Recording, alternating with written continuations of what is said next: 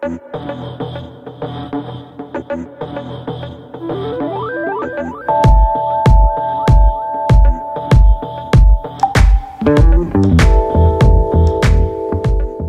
is going on, everyone? How are you doing? I hope you're doing good, because it is good to feel good. And you may be thinking to yourself right now, Ollie, why the hell are you wearing a tuxedo? Like, are you going off to a wedding or a fancy event or something like that? And to answer both of those questions, no, I'm not, but I do have a valid reason as to why I'm wearing this tuxedo. So this week I will be attending a screening of The Room, which will be happening at the Prince Charles Cinema.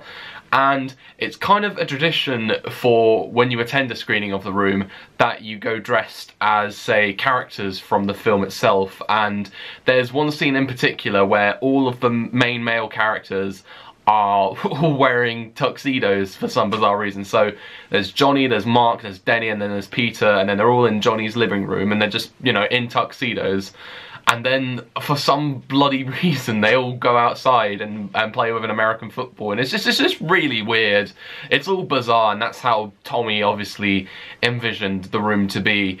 But, yeah, nah, I'm actually pretty excited to go along to this screening of The Room. I've never been to one before, so I'm very excited for this.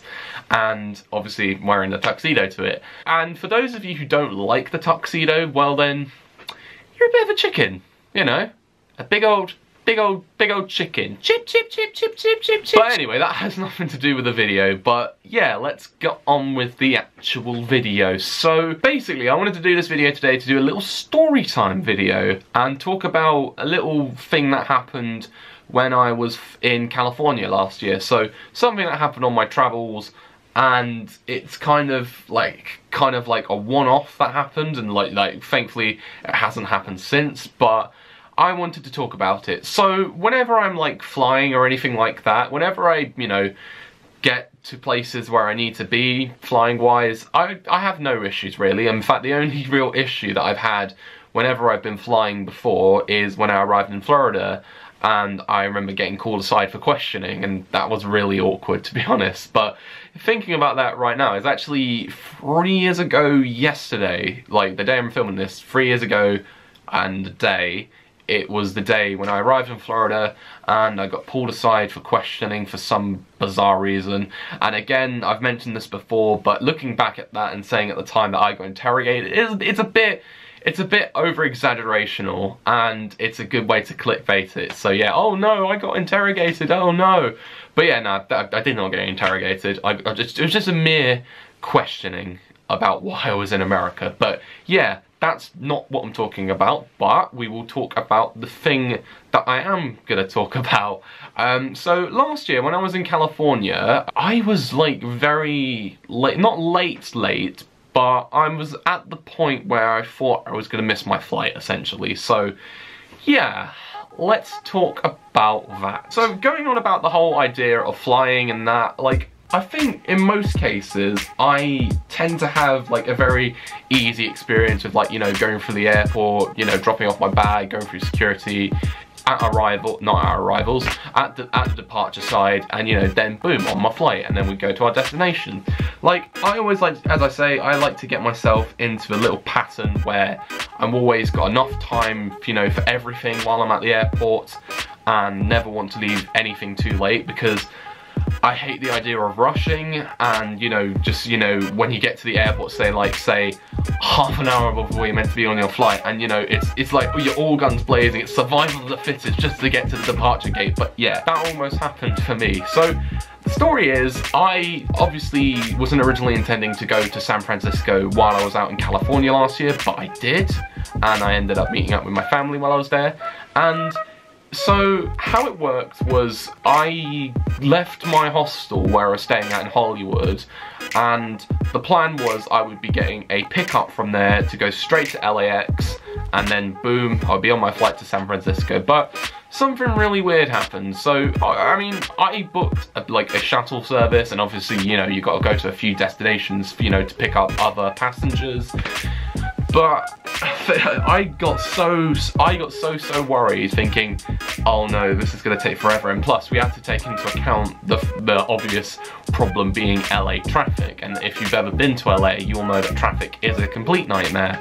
So I wouldn't say be careful, be wary of, you know, trying to get around Los Angeles, because it is a nightmare, LA traffic. So yeah, good luck. So we got around and, you know, we picked up all the passengers, and by the time we got to LAX, it was about 12 o'clock.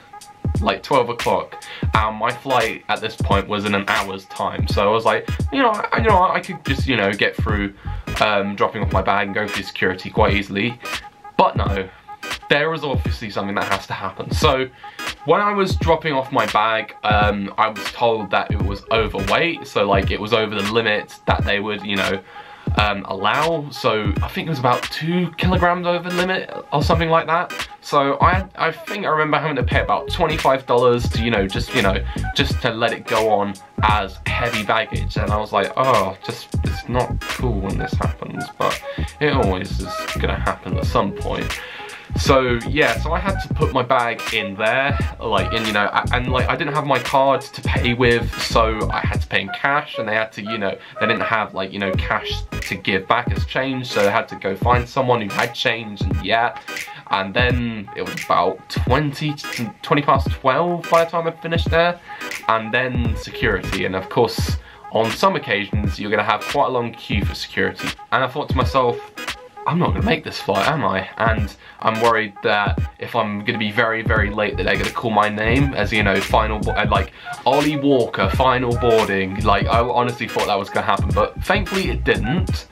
So we got through security, and you know, I thought everything was gonna be fine until they pull aside my laptop. And yeah, I thought to myself, oh, it's always the laptop, because obviously when you put your laptop through airport security, you've got to put it into a separate tray, and they're like obviously doing the whole scanning it to see if it's not dangerous or anything like that. So they did that, and by the time I got through there, it was about 1:45.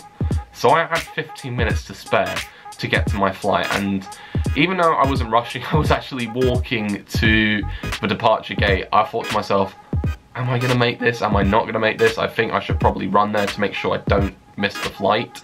But we did get there in the end, thankfully.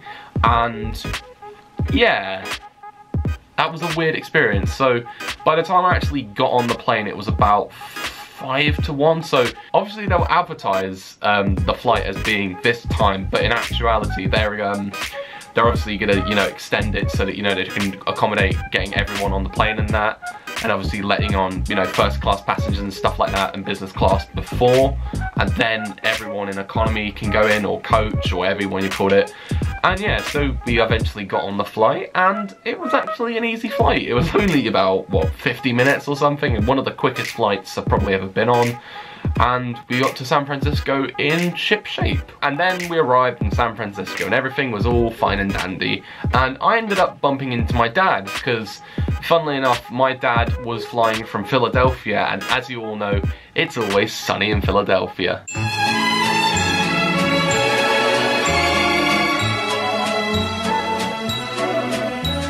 And so yeah, so he had flown in from Philadelphia, and he had just landed about 10 minutes before me or something like that. So my dad got to the gate and he was like, is this the flight from San Francisco? And the guy there was like, yep, this is the flight coming from San Francisco.